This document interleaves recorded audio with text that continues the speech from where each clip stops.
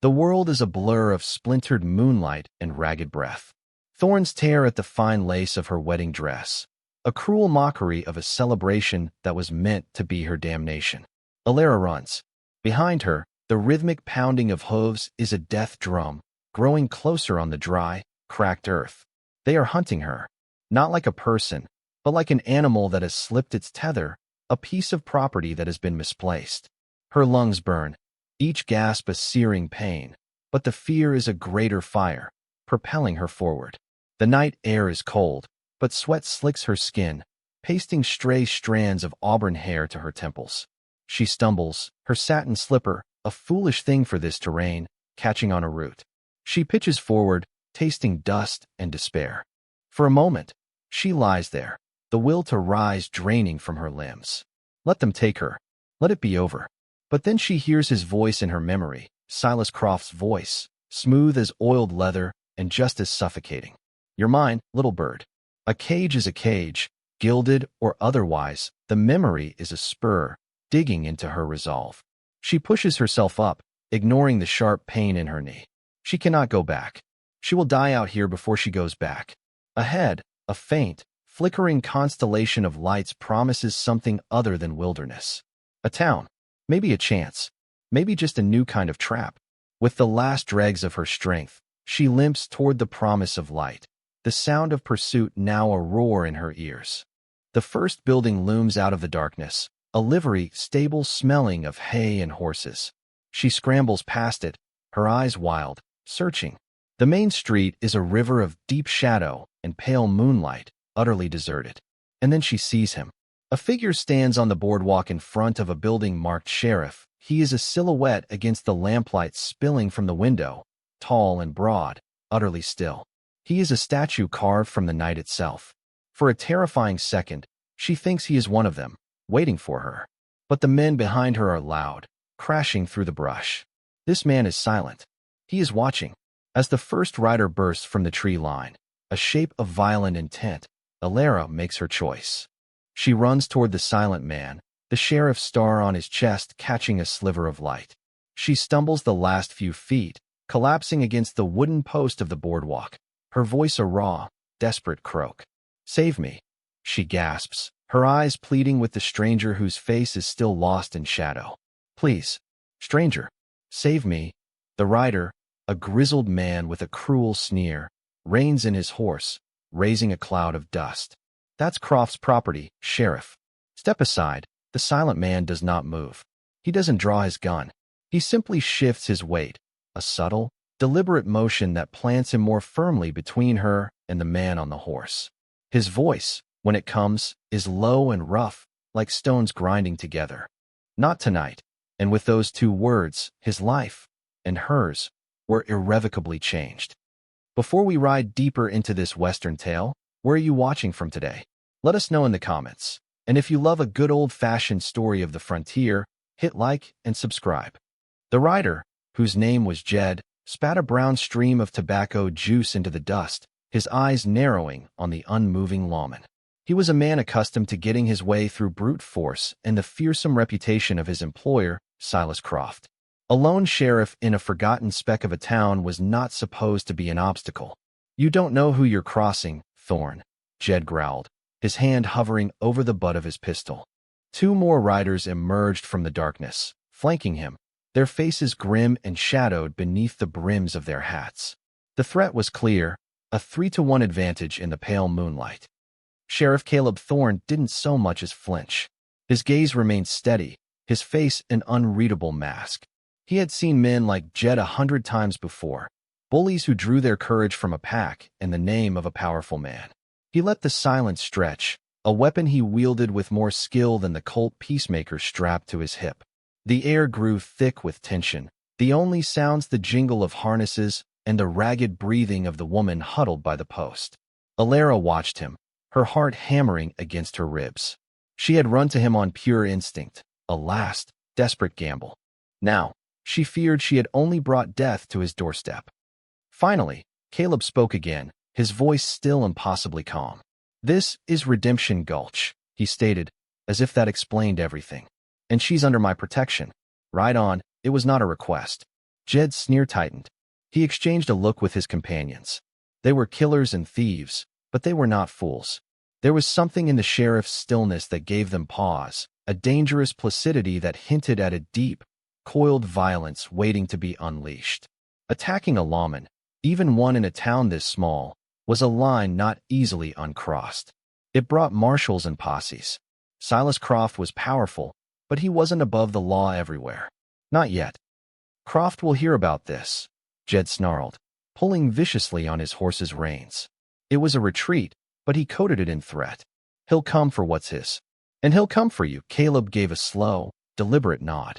It was an acknowledgement, not an agreement. He stood his ground, a silent sentinel, as the three riders wheeled their horses around and disappeared back into the oppressive darkness from which they had come. The thunder of their departure faded, leaving behind a silence that felt heavier than the noise it replaced. Only then did Caleb Thorne turn his attention to the woman. He looked down at Alara, his eyes, the color of a stormy sky, taking in her torn dress, the scratches on her arms, the sheer terror that still radiated from her. She flinched under his scrutiny, instinctively trying to pull the tattered remnants of her dignity around herself. He saw the fine silk of her gown, the delicate pearls woven into her disheveled hair. She was quality, from a world far removed from the dust and desperation of Redemption Gulch. She didn't belong here. That much was obvious. Without a word, he reached down, his large, calloused hand surprisingly gentle as he took her elbow. She was trembling so violently she could barely stand. He helped her to her feet, his touch steady and impersonal, offering support without intrusion. He gestured with his head toward the open door of his office. Inside, the word was a quiet command, but it held a promise of safety. Alara hesitated for only a second before obeying, limping across the boardwalk and into the sparse, lamplit room. The sheriff's office was a reflection of the man himself, functional, clean, and stripped of all sentiment. A sturdy oak desk stood against one wall, its surface holding only a ledger, an inkwell, and a stack of wanted posters. A gun rack holding a rifle and a shotgun was mounted behind it. Along the opposite wall were two holding cells, their iron bars gleaming dully in the light. A pot-bellied stove stood cold in the corner, and a cot, neatly made, was tucked against the back wall. It was a place of law and order, but it offered no comfort. Caleb followed her in, closing the door and sliding the heavy bolt across. The sound was a definitive punctuation mark on the night's events. He moved to a small basin in the corner, poured water from a pitcher, and wet a clean cloth. He walked back to her and held it out. Alara stared at it, then at him, confused. His expression remained unchanged, but a flicker in his gray eyes seemed to say, "For your face." She took the cloth with numb fingers. The cool water was a shock against her dust-caked skin, but it helped to ground her.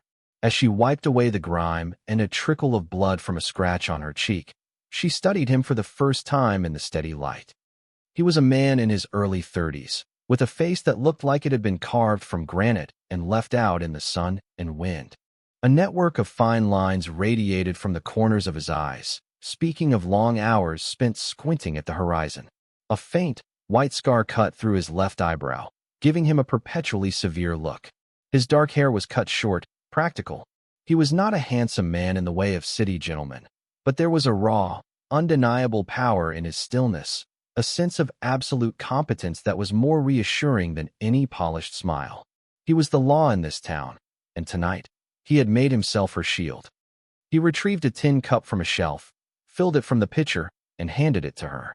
She drank greedily, the water soothing her raw throat. When the cup was empty, he took it from her without a word and refilled it. This simple, repeated gesture of care was so unexpected it brought tears to her eyes. She had been running for 2 days, fueled by nothing but fear.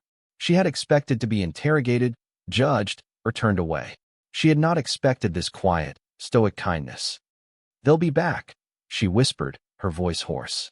"Silas, he doesn't give up what he considers his." Caleb nodded slowly, his gaze distant, as if he were looking at the threat already gathering on the horizon. He walked over to one of the cells, the key rattling in the lock. He swung the heavy door open. Alara's heart leaped into her throat. He was going to lock her up. She was a fugitive, after all. Perhaps he was just holding her for Croft. but he didn't gesture for her to enter. Instead, he walked inside, pulled a thin but clean blanket from the cell's cot, and brought it out to her. He draped it over her trembling shoulders. The rough wool was warm, a small shield against the cold that had settled deep in her bones. "The door stays open," he said, his voice a low rumble. "You'll be safer in there. The bars are solid steel. The window is too small for a man to climb through." He was offering her a sanctuary, not a prison. He pointed to the cot inside the cell. "Get some rest." He turned away then, as if the matter was settled, and moved to his desk. He sat down, pulled the ledger toward him, and dipped his pen in the ink. He began to write, the scratching of the nib the only sound in the room. He did not ask her name. He did not ask why she was running, or who Silas Croft was. He had seen a person in need of protection and had given it, no questions asked. Alara stood wrapped in the blanket, watching the broad, steady set of his shoulders. The world outside was filled with monsters and men who would sell her for coin, but in this stark, lonely room, under the silent watch of this grim-faced sheriff, she felt the first flicker of safety she had known in weeks. She slowly walked into the cell, the open door a symbol of his trust, and sank onto the cot, pulling the blanket tight. For the first time, she believed she might survive the night. The first light of dawn crept through the barred window, casting long, dusty stripes across the floor of the cell. Alara awoke with a start, her body stiff and aching from the thin mattress. For a disorienting moment, she didn't know where she was. The cold iron bars, the stone walls. It felt like the cage she had been running from. Then the memory of the night rushed back. The chase, the silent sheriff, the bolted door. She looked out of the open cell. Caleb Thorne was not at his desk. The office was empty, but a low fire crackled in the pot-bellied stove, chasing away the morning chill. A tin plate with a piece of cornbread and a slice of dried apple sat on the edge of his desk, next to a fresh cup of water. For her. Her stomach clenched with a hunger so sharp it was painful. She hadn't eaten a proper meal in 2 days.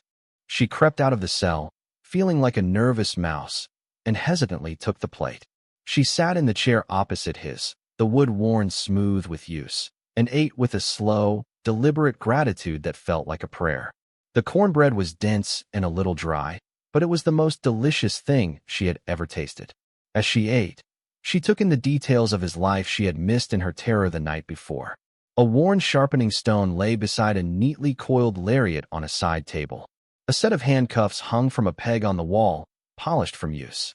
Everything had its place. It was the space of a man who lived a solitary, ordered life, a life that had been thrown into disarray by her sudden, dramatic arrival. The front door opened, and Caleb entered, bringing a gust of cool morning air with him. He carried a small sack of supplies and a steaming cup of coffee from the town's only diner. He stopped when he saw her sitting at his desk, and for a fleeting moment, a look of surprise crossed his features before the stoic mask slipped back into place. He set his things down, his movements economical and precise. He didn't comment on her being out of the cell or on the empty plate. He simply took his coffee and leaned against the wall near the stove, sipping it slowly, his gray eyes watching the street through the front window. The silence between them was not awkward, but it was heavy with unspoken questions. Alara knew she owed him an explanation, but the words were lodged in her throat, caught behind a wall of fear and shame. How could she explain being sold like cattle by her own father? How could she describe the cold, possessive ambition in Silas Croft's eyes? "The townsfolk are stirring," Caleb said, his gaze fixed outside. "They saw the riders last night. There'll be questions." He wasn't asking them himself, merely stating a fact.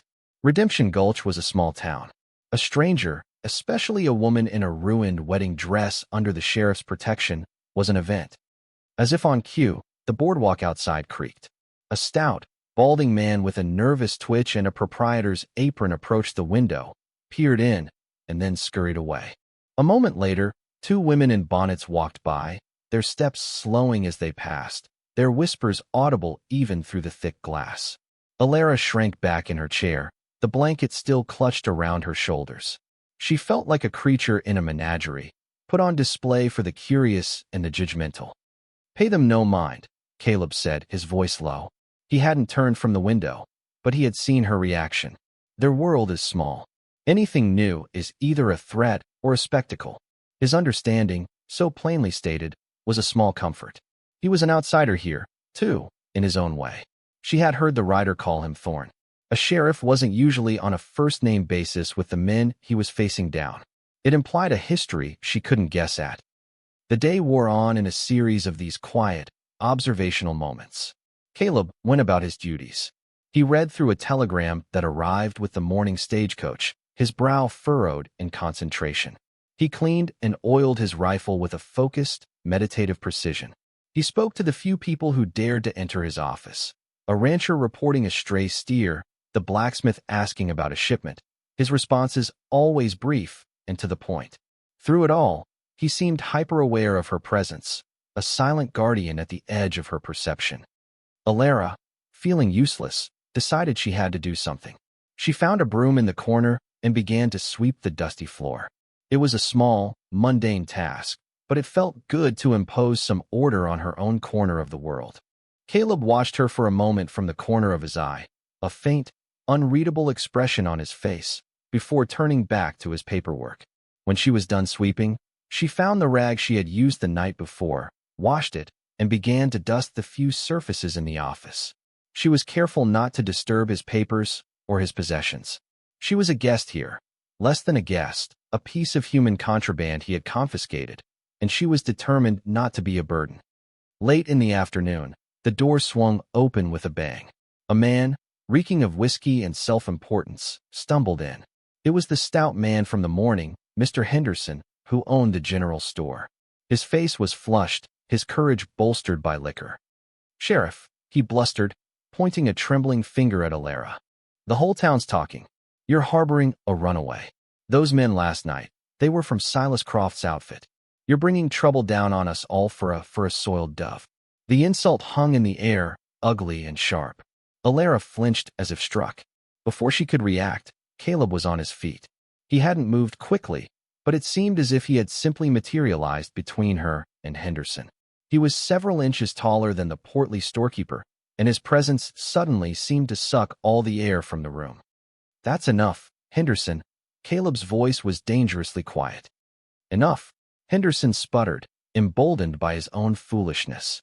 "It's not enough. Croft owns the freight lines. He controls the water rights upriver. If he decides this town is a thorn in his side, we'll all dry up and blow away. You have to give her back." He took a lurching step toward Alara. Caleb's hand shot out and clamped down on Henderson's shoulder. It was not a violent gesture, but the storekeeper froze, his eyes widening in pain and surprise. Caleb's grip was like iron. "She is not a piece of property, Henderson," Caleb said, his voice dropping to a near whisper, yet carrying more menace than a shout. "And you will not speak to her, or about her, in that manner again." He propelled the man backward toward the door. "Go sleep it off. And if you or anyone else comes here to bother her, they'll answer to me. Directly." He released Henderson, who stumbled back, rubbing his shoulder and looking at the sheriff with a newfound fear. The drunken bravado had vanished, replaced by a sober understanding of the line he had crossed. He scrambled out of the office, pulling the door shut behind him. Caleb turned back to Alara. His face was grim, his jaw tight with the anger he had kept tightly leashed. He looked at her, and for the first time, she saw something beyond stoicism in his eyes. It was a deep, weary frustration with the ugliness of the world and a flicker of something else, a protective fire that burned just for her. "Thank you," she whispered, her voice trembling. He gave a short, sharp nod, the anger receding as quickly as it had appeared. He walked back to his desk, the moment of conflict over. But something had shifted between them. He had not just offered her sanctuary from an outside threat. He had defended her honor from the inside. He had stood against the fear and prejudice of his own town for her sake. The bars on the cell had been for her protection, but this was different. This was personal. She was no longer just a responsibility he had taken on. She was a cause he had publicly declared. And in the harsh, unforgiving landscape of the West, such a declaration was a bond stronger than steel. In the days that followed, a fragile routine began to form within the confines of the sheriff's office. It was a life measured in small gestures and long silences. Each morning, Caleb would rise before the sun, stoke the fire, and leave a simple breakfast for her before beginning his patrol of the town's perimeter. Alara would wake to the warmth of the stove, eat, and then set about imposing a quiet order on their shared space. She mended a tear in one of his shirts with a needle and thread she found in a small tin box. She organized the wanted posters into neat piles. She learned to make coffee on the stove, the way he seemed to like it, strong and black. These small domestic acts were her only way of repaying his protection. She was a woman raised to be an ornamental bride for a wealthy man. Her education focused on embroidery, piano, and conversation. None of those skills were of any use here. But she found a deep satisfaction in the simple, practical work. It grounded her, gave her a sense of purpose beyond being a victim. It was a way of reclaiming a piece of herself. Caleb never acknowledged her efforts with words, but she would see him notice. He would run a finger over a newly dusted shelf or pick up the mended shirt and examine the neat, tiny stitches, a flicker of something unreadable in his eyes. He started leaving a little extra food for her from the diner, a piece of fruit or a sweet roll. One afternoon, he came back from his rounds and placed a small, worn book on the corner of the desk nearest her chair. It was a collection of poems by Mr. Emerson. He said nothing, just left it there for her. Alara's breath caught in her throat. It was the first time anyone had offered her something that wasn't for her body or her station, but for her mind. She spent the rest of the day lost in the verses, the quiet office a haven from the world. Their conversations remained sparse, but she began to understand his language of silence. A slight nod from him meant approval. The tightening of his jaw meant trouble was brewing on the street. A long, steady look from across the room was his way of checking that she was all right. She, in turn, learned to communicate without words. A freshly brewed cup of coffee placed on his desk when he looked weary. A quiet retreat to her cell when he had official business. They orbited each other in the small space, two solitary planets who had found themselves pulled into the same gravitational field. She began to see the town through his eyes. She saw the fear behind the glares of the townspeople, the desperation of a community clinging to a precarious existence. She saw the few who were decent. The blacksmith, a large, quiet man named Gus, who would give Caleb a solemn nod of respect. The doctor's wife, who once left a basket of fresh bread on the office doorstep with a hurried, compassionate glance at Alara. But most were like Henderson, swayed by fear and self-preservation. They saw her as a harbinger of doom, the woman who would bring the wrath of Silas Croft down upon them all. One evening, as a storm gathered on the horizon, rattling the windows with gusts of wind, the tension that had been simmering finally boiled over. A rider, slick with rain and urgency, dismounted in front of the office. He wasn't one of Croft's thugs, but a telegraph operator from a town 2 days' ride away. He handed a yellow envelope to Caleb. Alara watched as Caleb tore it open and read the message, his face hardening into granite. He looked up, his gray eyes meeting hers across the room. "That was from A.U.S. Marshall and Prescott," he said, his voice flat. "He's inquiring about a missing person. Alara Fairchild ran away from her wedding to Mr. Silas Croft. Her father has posted a substantial reward for her return. No questions asked." The room suddenly felt cold, the warmth from the stove unable to reach her. A reward. She was no longer just a runaway. She was a bounty. Every poor farmer, every desperate drifter for 100 miles would now be looking for her. "My father," she whispered, the word tasting like ash.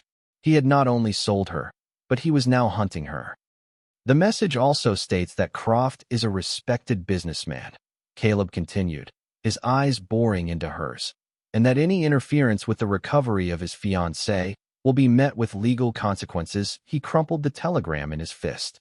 The law, bought and paid for. Alara felt the last of her hope shrivel. He was a sheriff. He was sworn to uphold the law, even a corrupt one. The reward money would be a fortune to a man in his position, enough to leave this dusty town and start over. She wouldn't blame him if he took it. She braced herself for the inevitable, for the words that would send her back to the cage. "What will you do?" she asked, her voice barely audible over the drumming of the rain. Caleb walked over to the stove and tossed the crumpled telegram into the flames. They watched it blacken and curl into nothing. He turned back to her, his expression unyielding. "I'm the law in Redemption Gulch," he said, his voice a low, resolute growl. "And my law says I protect people who need it, not bounties." The simple, declarative statement was the most profound thing she had ever heard. He was choosing her. He was choosing to stand against the formal, written law in favor of a higher, moral one. He was risking his career, his freedom, and likely his life, for her. Tears welled in her eyes. Tears of gratitude so immense they felt painful. Before she could find the words to thank him, the front door was thrown open again. A man stood silhouetted against the stormy night, dripping water onto the floor. He was tall and slender, dressed in a fine city coat, his face pale and cunning. He was not a thug like Jed. He was something far more dangerous. "Sheriff Thorne," the man said, his voice smooth and educated. "My name is Marcus Kane. I am Mr. Croft's legal counsel. I've come to collect my client's fiancée." He smiled, a thin, predatory curving of his lips, and his cold eyes settled on Alara. "There is a legal marriage contract, signed and sealed. Miss Fairchild has no right to be here. She is, by law, Mr. Croft's property. Hand her over, and we can all avoid any unpleasantness." The threat was no longer a distant rumble of thunder. The storm had broken, right here in their sanctuary. Kane was the polite, civilized face of Croft's brutality. He represented a law that saw her as nothing more than a line item in a contract.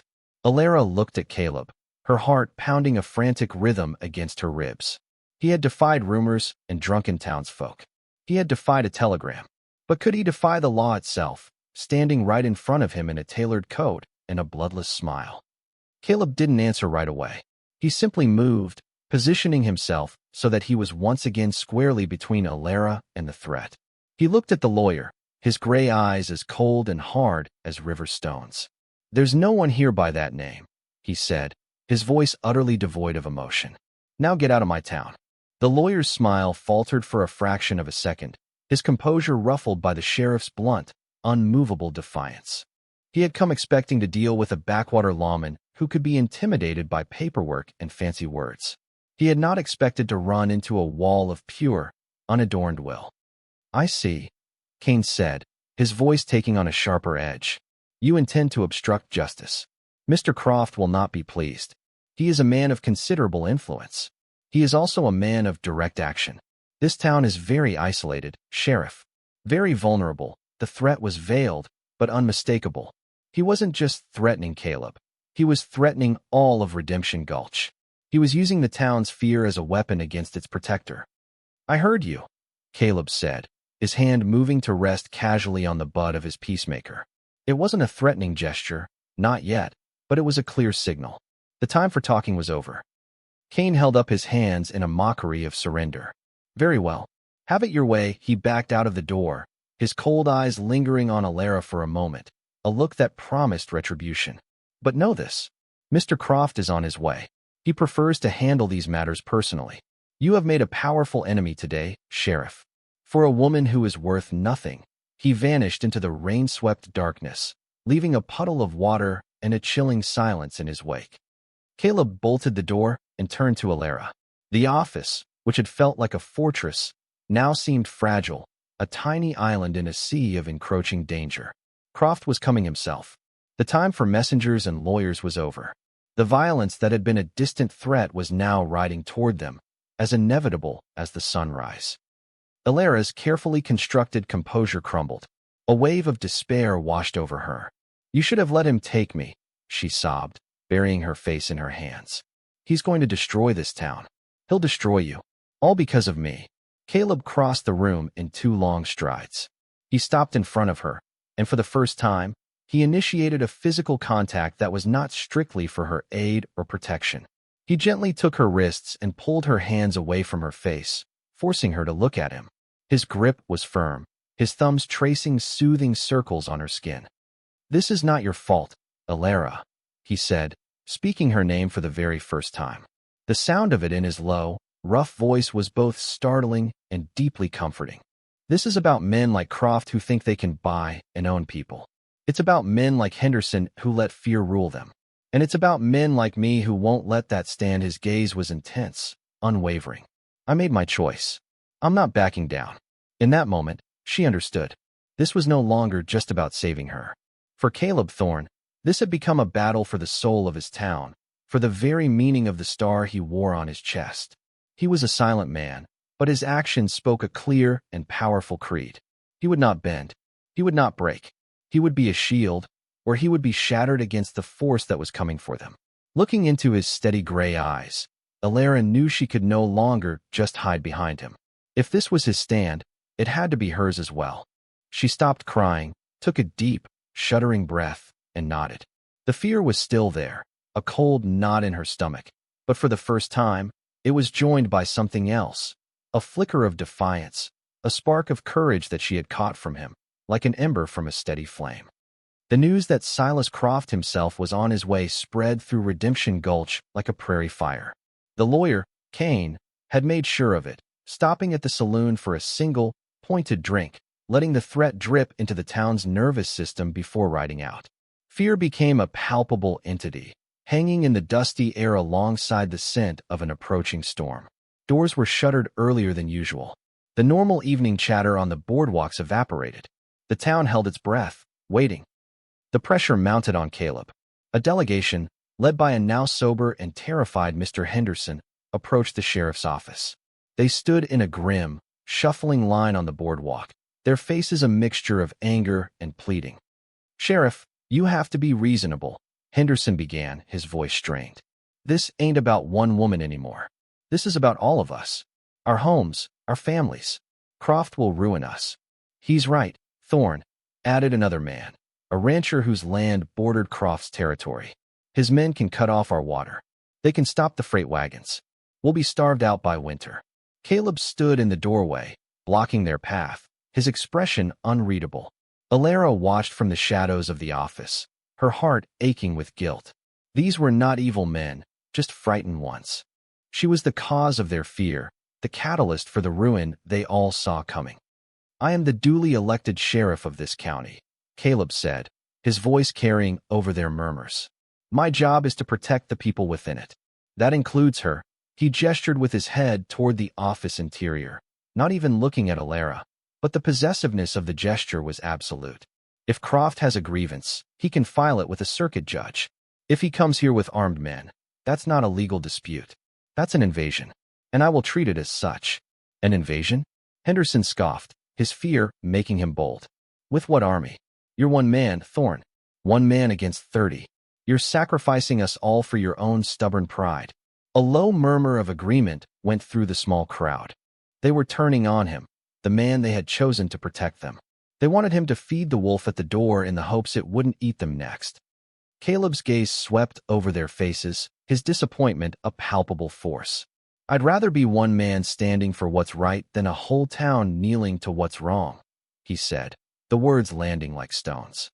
He stepped back inside and closed the door on their frightened, angry faces, the heavy thud echoing the finality of his decision. He leaned against the door for a moment, the weight of the town's fear pressing in on him. Alara stepped forward. "They're right," she said softly. "You can't do this alone." He turned to her, a muscle working in his jaw. "I don't have a choice." "Yes, you do," she insisted, her voice gaining strength. "You can let me go. I can try to run, lead them away from here." "And go where?" he countered, his voice rough with frustration. "He has a bounty on your head. There's nowhere you could run where he wouldn't find you eventually. Here we make a stand." "We?" she repeated, the word hanging in the air. "We," he affirmed, his gaze locking with hers. It was a confirmation of their alliance, an unbreakable pact forged in the face of overwhelming odds.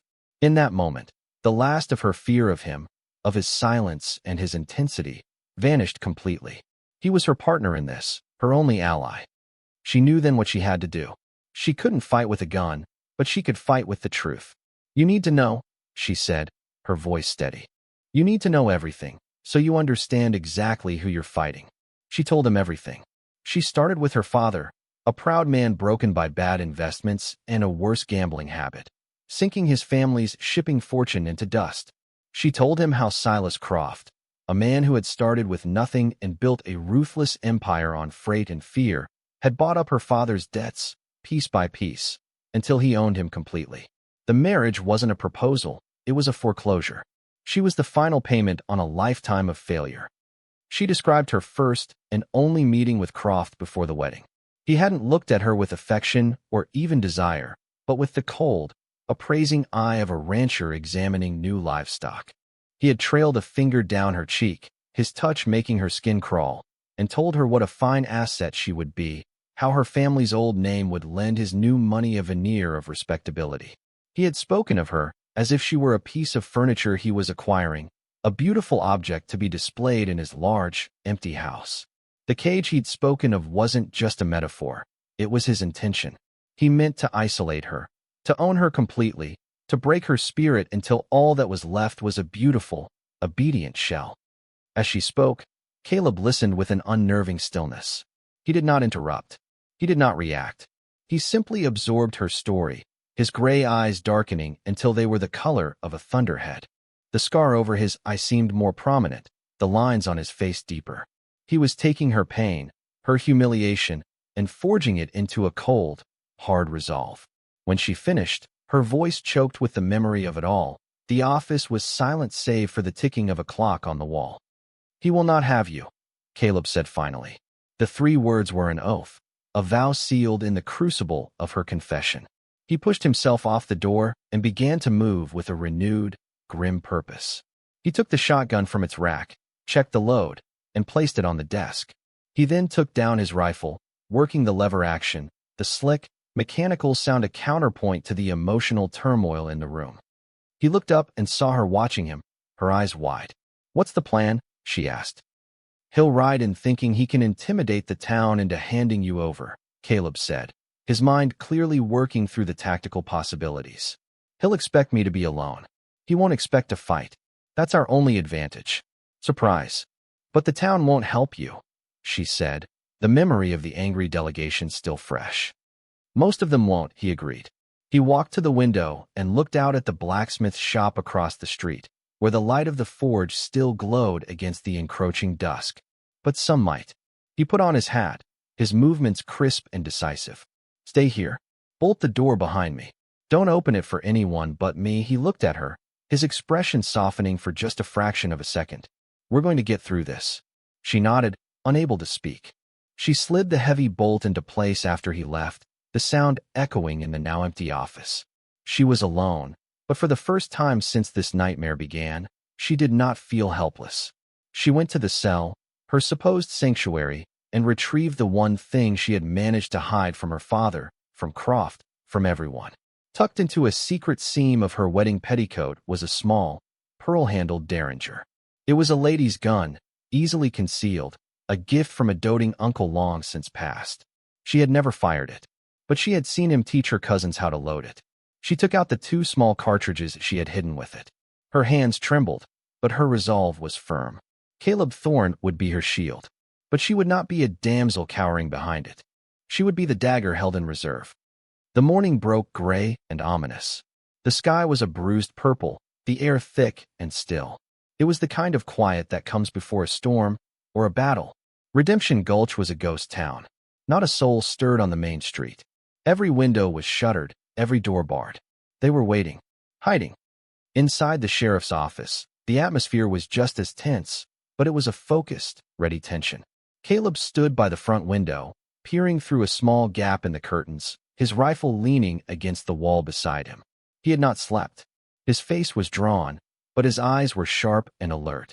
Gus, the blacksmith, a mountain of a man with soot permanently etched into the lines of his face, stood by the back door, a massive shotgun held loosely in his powerful hands. He had been the only one to answer Caleb's call, showing up at the office just after midnight with a grim nod and a simple, "What do you need?" The town's doctor, a wiry, nervous man named Elias, had also come, not with a gun, but with his black leather bag of instruments. He was huddled near the stove, ostensibly to tend to the wounded, but mostly he was wringing his hands and praying. 3 of them, against whatever was coming. Alara's role was to stay out of sight and reload. Caleb had spent a grim hour before dawn showing her how to handle the rifle and his own pistol, his large hands guiding her smaller ones, his instructions brief and clear. "Don't think. Just do. Push the cartridge in. Close the gate. That's all." Her own derringer was tucked into the sash of the simple dress the doctor's wife had left for her, a cold, heavy weight against her hip. The waiting was the worst part. The silence stretched and frayed the nerves. Every creak of the building, Every gust of wind sounded like the approach of horses. Alara found herself watching Caleb, studying the calm, resolute set of his jaw. He was the anchor in this storm of fear. His absolute refusal to yield had become the bedrock on which they all stood. She realized with a sudden, startling clarity that her feelings for him had moved beyond gratitude and respect. In the crucible of this shared danger, something deeper had taken root. The thought was terrifying, and she pushed it away. There was no time for that now. There might not be an after. Then, they heard it. A low, distant rumble. It wasn't thunder. It was the sound of dozens of horses, moving at a steady, deliberate pace. The sound grew, a wave of impending violence rolling toward their small island of defiance. Caleb's posture didn't change, but a new level of alertness settled over him. "They're here," he said, his voice flat. "Gus, stay on that back door. Elias, stay down." Alara's heart hammered against her ribs. She moved to the side window, peeking through a crack. They came into view at the end of the street, a dark tide of men on horseback. There were at least 20 of them, maybe more. They moved with the swagger of an occupying army. At their head rode Silas Croft. Even from a distance, he was an imposing figure. He sat atop a magnificent black stallion, dressed in a tailored black coat that screamed of wealth and power. His face was sharp and hawkish, his eyes sweeping over the silent town with an arrogant, proprietary air. Beside him rode the lawyer, Cain, looking smug and self-satisfied. Jed, the thug from the first night, was there too, a cruel grin on his face. They rode slowly down the center of the street. The clatter of their horses hoves the only sound in the oppressive silence. They were making a show of it, a clear demonstration of their overwhelming force. They pulled up in a semicircle in front of the sheriff's office, their horses shifting and snorting, creating a cloud of dust. "Thorne," Croft's voice boomed, rich and commanding. "I know you're in there, and I know you have my property. Send her out now, and I will be merciful. I will only take your town apart board by board. Defy me, and I will burn it to the ground with all of you in it." The silence from the office was his only answer. Croft's face darkened. "Don't be a fool. You cannot win. I have the law on my side, and I have the numbers. Send out the girl." The front door of the sheriff's office swung open. Caleb Thorne stepped out onto the boardwalk alone. He held his rifle loosely in one hand, pointed at the ground. He stood there, one man against a small army, his face calm, his gaze steady. "She's not a girl, Croft." Caleb's voice was even, but it carried in the still air. "She's a woman, and she's not your property." Croft laughed, a harsh, ugly sound. "A moralizing sheriff. How quaint. I have a marriage contract, lawmen, signed by her father. She belongs to me." That contract was signed under duress. A new voice said, clear and strong. Alara stepped out of the doorway to stand beside Caleb. She was trembling, but she held her head high, her eyes fixed on the man who had tried to buy her. "It is not valid, and I will not go with you." Croft's eyes narrowed, his gaze locking onto her. A flicker of rage crossed his features. It was one thing to have his property stolen. It was another for it to defy him publicly. "You have no say in this, Alara. You are a Fairchild. You will do your duty to your family." "My duty is not to be sold to save a man from his own mistakes," she retorted, her voice ringing with a conviction she didn't know she possessed. "My father is a coward, and you, Mr. Croft, are a monster. I would rather die here in the dust than enter your house." The public denunciation struck Croft like a physical blow. His face contorted in a mask of fury. The pretense of civility was gone. "You foolish little wench. You will learn to obey me." He turned his furious gaze back to Caleb. "This is your last chance, Thorne. Stand aside." "No," Caleb said simply. "Then you die." Croft reached for his pistol. It was the signal. In that split second, everything happened at once. Caleb brought his rifle up, the movement a blur of efficiency. He didn't fire at Croft, but at Jed, who was already drawing his own weapon. Jed grunted and toppled from his saddle. From the blacksmith shop across the street, Gus's shotgun roared, the blast of buckshot sweeping two of Croft's men from their horses. The street exploded into a cacophony of gunfire, shouting, and the terrified whinnying of horses. Croft's men, recovering from the initial shock, returned fire, splinters flying from the facade of the sheriff's office. Caleb pulled Alara back into the doorway, pushing her down behind the heavy oak desk before turning and firing again. He was a brutally effective fighter, calm and methodical amidst the chaos. Every shot was aimed, every movement had a purpose. Alara, her ears ringing, scrambled to the box of cartridges, her hands shaking as she began to reload the second rifle. The air was thick with the acrid smell of gunpowder. A bullet slammed into the wall just above her head, showering her with plaster dust. Fear, cold and sharp, threatened to paralyze her. But then she saw Caleb, standing his ground, a shield of flesh and blood, and her resolve hardened. She finished loading the rifle and pushed it across the floor to him. He took it, gave her a curt nod of thanks, and continued to fire. Gus laid down a suppressing fire from the smithy, his shotgun a terrifying force at close range. But they were still hopelessly outnumbered. Croft's men began to dismount, using their horses and the water troughs for cover, advancing on the office. A bullet caught Caleb in the shoulder. He grunted in pain, stumbling back a step, his left arm going limp. He switched the rifle to his right hand, his face pale, but his expression as determined as ever. Dr. Elias crawled over to him, trying to staunch the bleeding. "I'm fine," Caleb gritted out, pushing him away. But he wasn't. He was slower, his aim less steady. Alara saw it happening. Two of Croft's men were flanking the building, heading for the side window. Gus was pinned down, and Caleb was injured and focused on the front. They were going to be overrun. Panic gave way to a cold, clear certainty. She pulled the derringer from her sash. It felt impossibly small in her trembling hand. She crawled to the side window, staying low. She could hear the men right outside, their voices low and vicious. On three, we go through. She took a deep breath, picturing Caleb standing on the boardwalk, hearing his voice say her name. She rose up, leveled the small pistol at the window pane, and when the first man's face appeared, a dark shape against the glass, she pulled the trigger.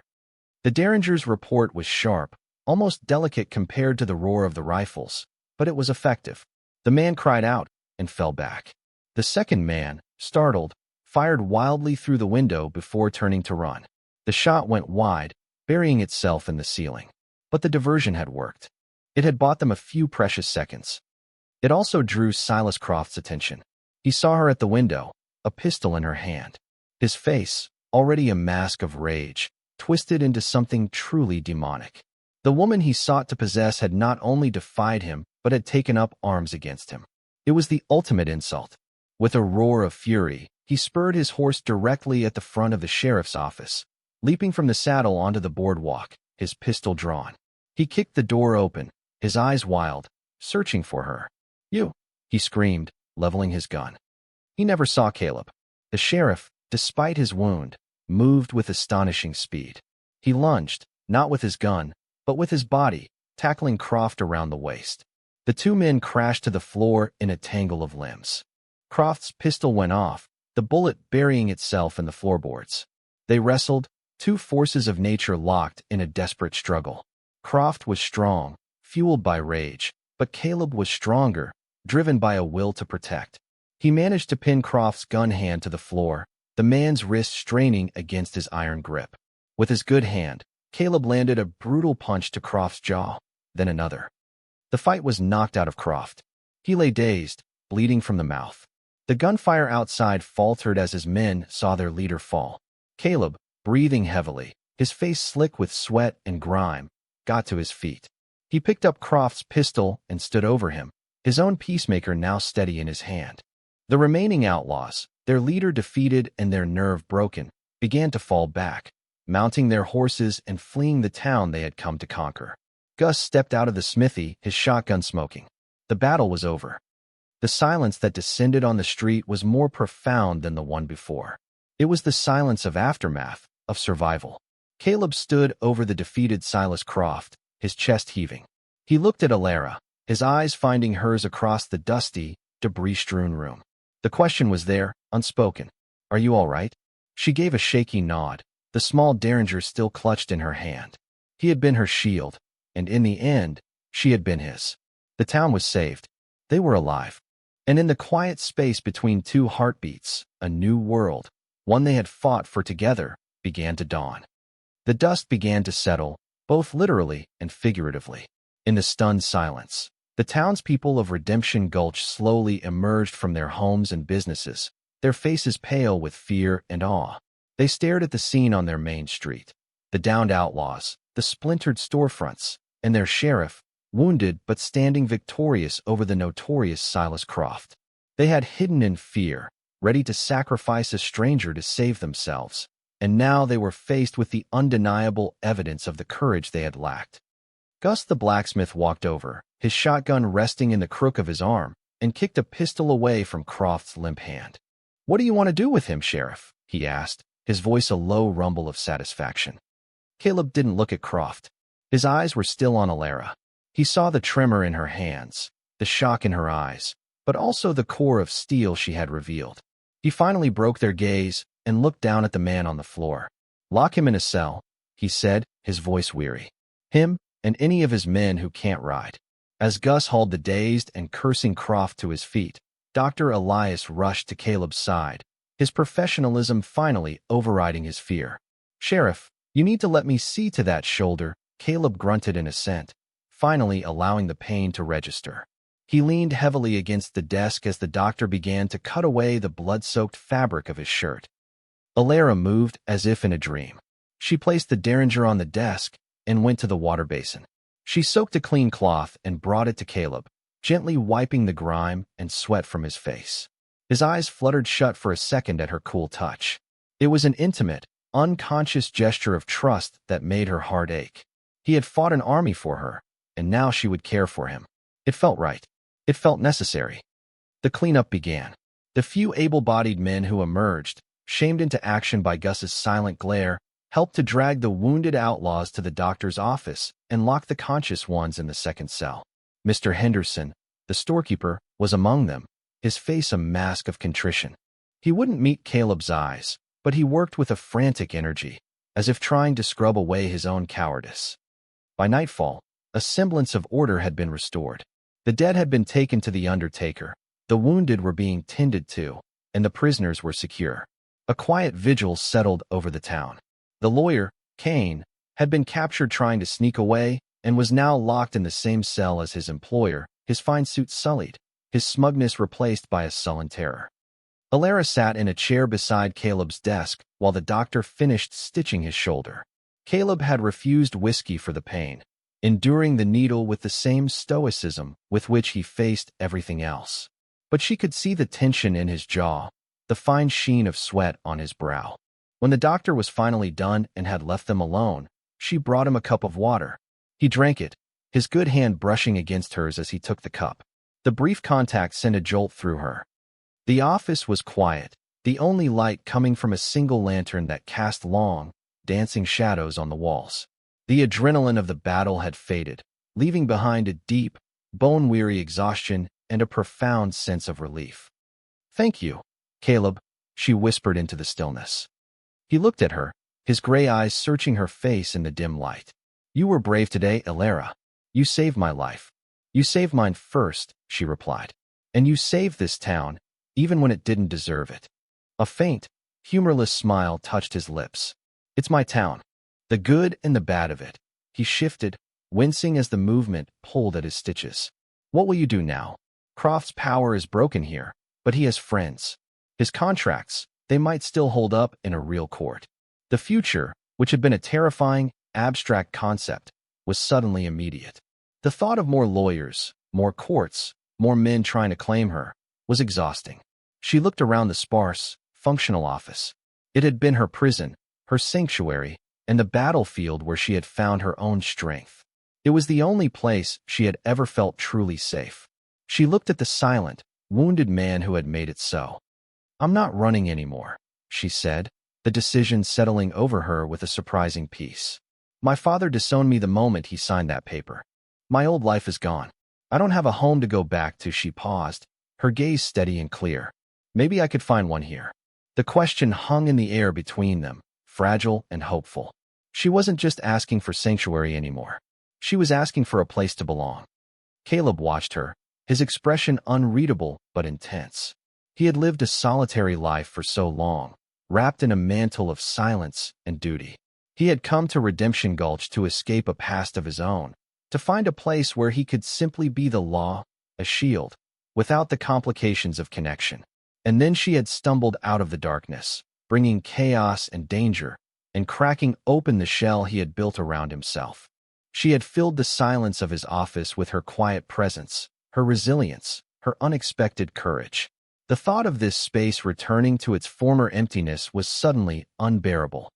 He reached out his good hand, not to her elbow to steady her, not to her wrist to stop her, but to her hand.